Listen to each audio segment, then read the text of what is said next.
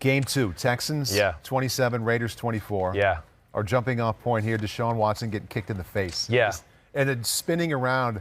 The fact that he was kicked in the face is like, oh my God, wow, that's impressive. Yes. But avoiding the sack, whether he got kicked in the face or not, is to me where that one starts. Yeah, well, it is amazing. And that's what makes the Texans, they're a team where, and I think you've heard me say this before, their formula on the offensive side is run the ball.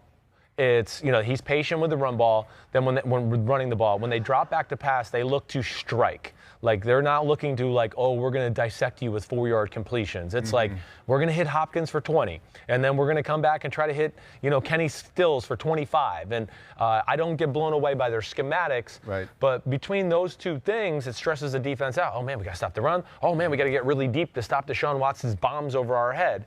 And then, Watson's ability to make plays off of it, to what you're saying, is the other thing. So the play itself, it's unreal.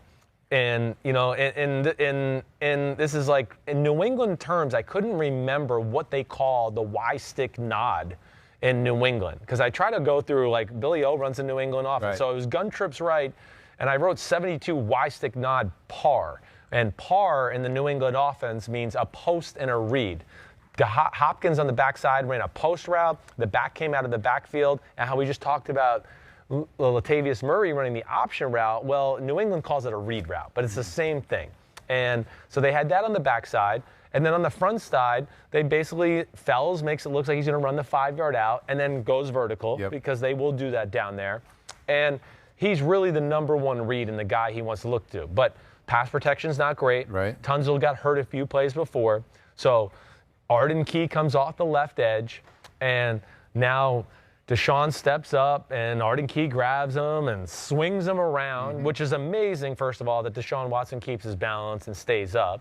But then swings around, and then as he breaks the tackle, Arden Key's foot comes up, kicks him right in the eye. Max Crosby now, who's also there off the other edge, because they had to put the Dan Skipper, who they traded to get from the New England Patriots, in at right tackle because Tunsil got hurt. So he's just getting into the flow of the game. And so now he's been kicked in the eye, he's running, and as he's getting ready to throw, of course, he fixes his face mask, and getting ready to throw, Max Crosby's grabbing his ankle. Yeah. And throws a laser. Yeah. Just a missile. Right. To where, and I wrote his name down. Who the hell was it? 59, Tahir Whitehead. He's there to intercept the pass. Yeah. The ball's behind the. A little bit. Yeah. But I think the pace of the ball went by him so fast, he couldn't even react to make a play on it. I think he thought oh gosh, I'm in a good position here. And all of a sudden he went, what? He caught it. Yeah. It literally went like that. And it's just the amazement of Deshaun Watson. It's one of those plays where it's like, I watch it because I know we're going to talk about it, so I'm studying it. After a while, I'm like, you know what? This is just applause. This was fun to watch. Yes. Amazing athlete. Yes. Great wherewithal. Yep. Great play. Yes. If you have something in addition to that about the scheme or something else next level, I'm all ears. Yeah. It's just like It's kind of what they are, though. I'm Deshaun Watson and you're not. Yeah, no, and it was, one of the things that I had said for 2 weeks in a row, because the Raiders had to play Rodgers and then Deshaun Watson. I said, the Raiders, I got a lot of respect for them and what they're doing. Their offense is doing really well.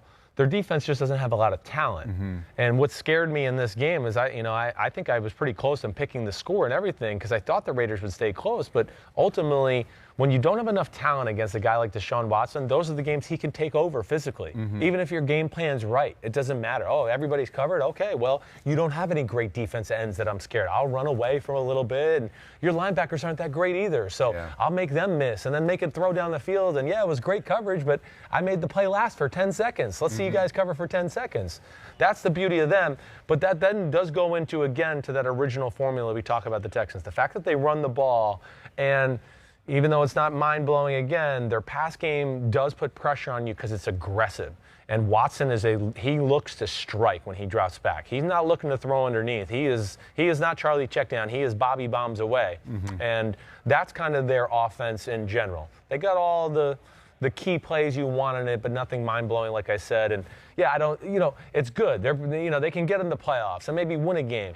but I don't know if they can beat the elite teams in football that way really consistently, and that's the problem. I was going to ask you if you'd seen growth that way, because I think the last time you and I talked about the Texans, it's fun to watch. They're good, but they don't help him enough schematically. No, they don't. Like we just talked about New Just Orleans. not enough easy plays. That was clearly the number one impression about that game. It wasn't Breeze, it was more the scheme. Right. With Deshaun, it's more about him than it is the scheme. It is. It's too much on him all the time. What can they do to help him a little more? Yeah, well, I just wish Billy O would steal some plays around football more. Yeah. You know, just steal. Like, you know, the one thing I'll say with Cliff Kingsbury, we didn't hit on that side of the ball.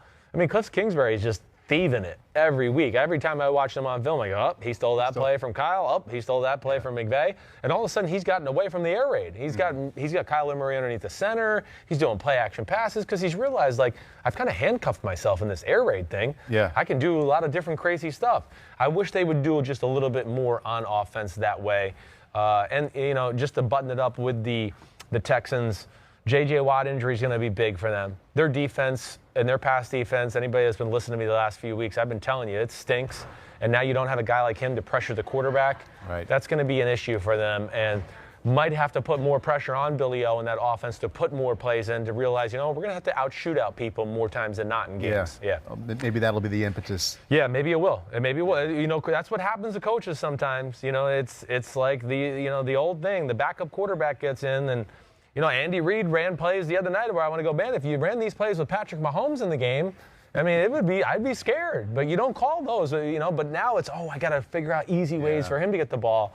And I don't understand that. I complained about that when Carson Wentz got hurt and Nick Foles came in last year. You know, it's like the offense changed. Like, we got to help Nick. He's not as talented as Carson. Well, fucking Carson needs help too. Yeah, right? I mean, Drew Brees and Tom Brady get help. Yeah. You know, like we're talking about. And that's not a knock on them. That's what the good teams do. You got to help your quarterback. Can't always be them like, hey, you make it happen because you're awesome. And that's why we drafted you top 10. Yeah, okay, great. But sometimes the other team's got pros and coaches too that are going to stop that crap. Hi, I'm Mike Tirico, and thanks for watching. Make sure to hit subscribe for the latest news and highlights from NBC Sports.